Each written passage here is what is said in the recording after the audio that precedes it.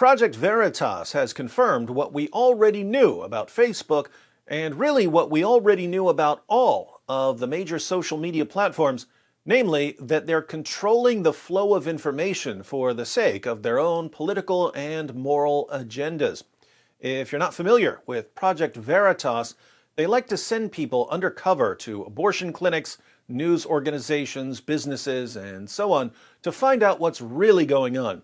Things that the organizations would never admit to publicly, but will admit to when they don't know they're being recorded with hidden cameras. Project Veritas just released multiple videos exposing the insane level of bias of the content moderators at Facebook. The emphasis of these videos was on how Facebook employees are trying to influence the election. Let's watch a few clips, and then I'll tell you what I'm more worried about than any upcoming elections. Facebook's notorious for it, and they say they don't, but it's clear that people's content don't comes up because it's been defiltered off the queue.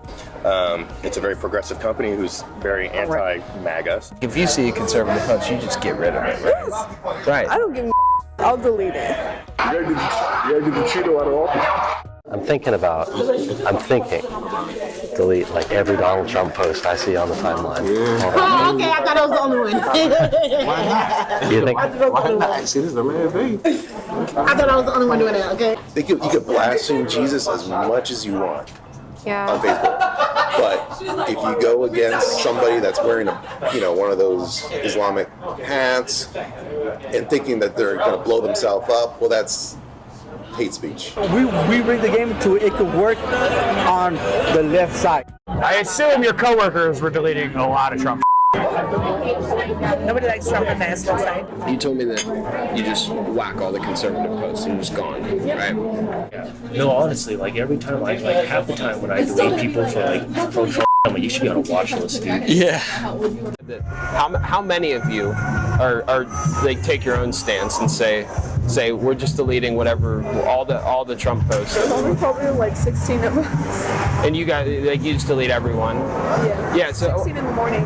So Facebook's like favoring the left with the policy. Yes, it is. Okay.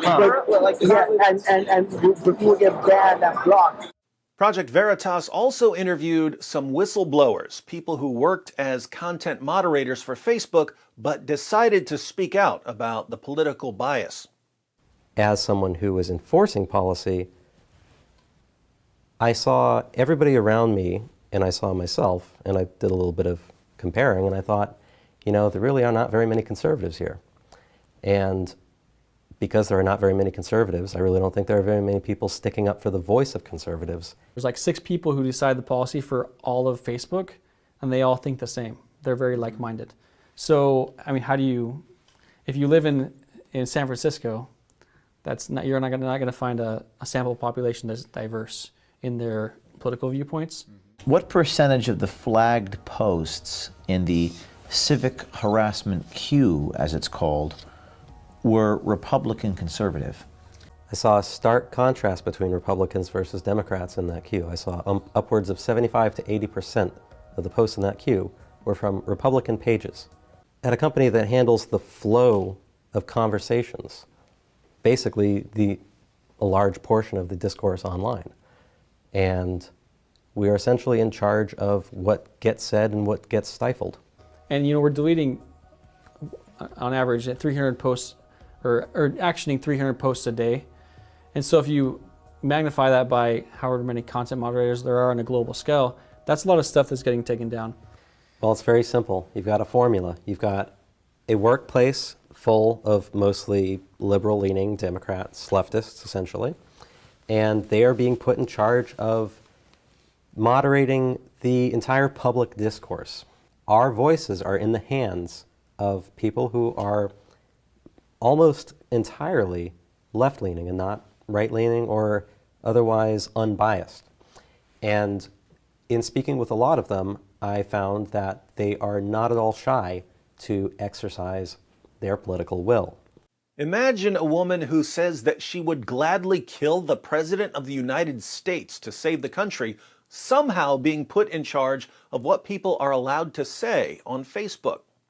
So I remember one individual named Cassie who sat kind of behind me to one side, and we had a few conversations about politics, and in one occasion she, this is during the Iran, a couple of weeks ago, a bounty was placed on Trump's head from Iran.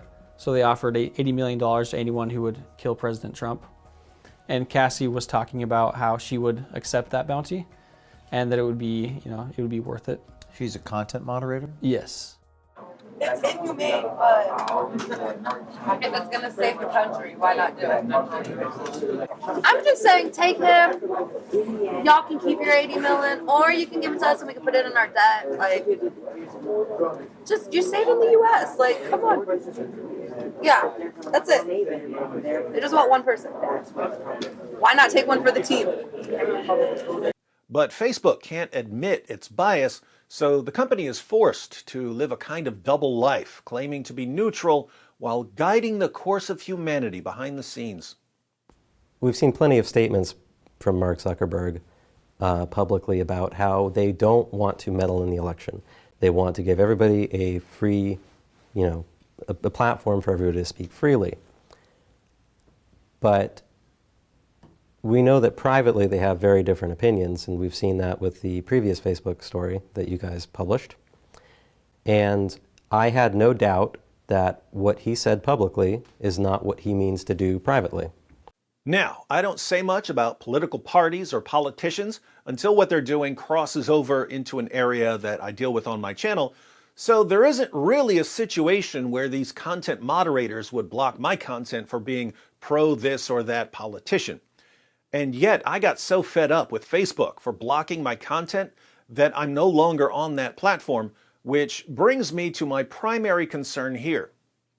These activists who decide what can and cannot be said on Facebook and Twitter and YouTube don't simply block pro-Trump or anti-Biden content. They block anything they don't like because they were all trained in college to view anything they don't like as hate speech.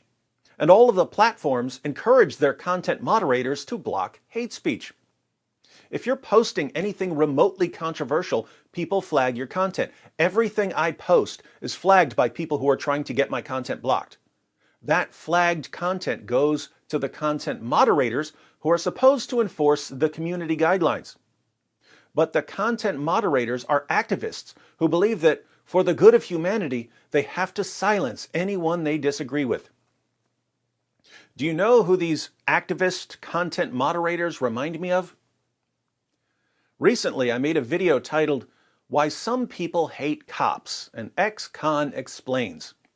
I described 5 different kinds of police officers. Some police officers, the worst kind, use their power to harass and control and abuse others. But guess what? You have the same set of personality types wherever there are human beings. When you have the sort of person who will abuse his power, you have to make sure that he isn't put in a position of power. If you put him in a position of power, he's going to abuse that power. Hidden cameras have revealed, and experience shows, that the main social media platforms seem to have a disproportionate number of controlling abusive types on their trust and safety teams. This means that the companies are either stocking their trust and safety teams with people who want to control what other people can say and think, or that the companies are somehow turning people into these controlling abusive types. Either way, what we've got now on these trust and safety teams are a bunch of narcissistic scumbags abusing their authority in a fashion that parallels the way certain police officers abuse their authority. And that, my friends, is why we call them speech police. Let's defund the speech police by exposing them and eventually forcing the tech overlords to fire them.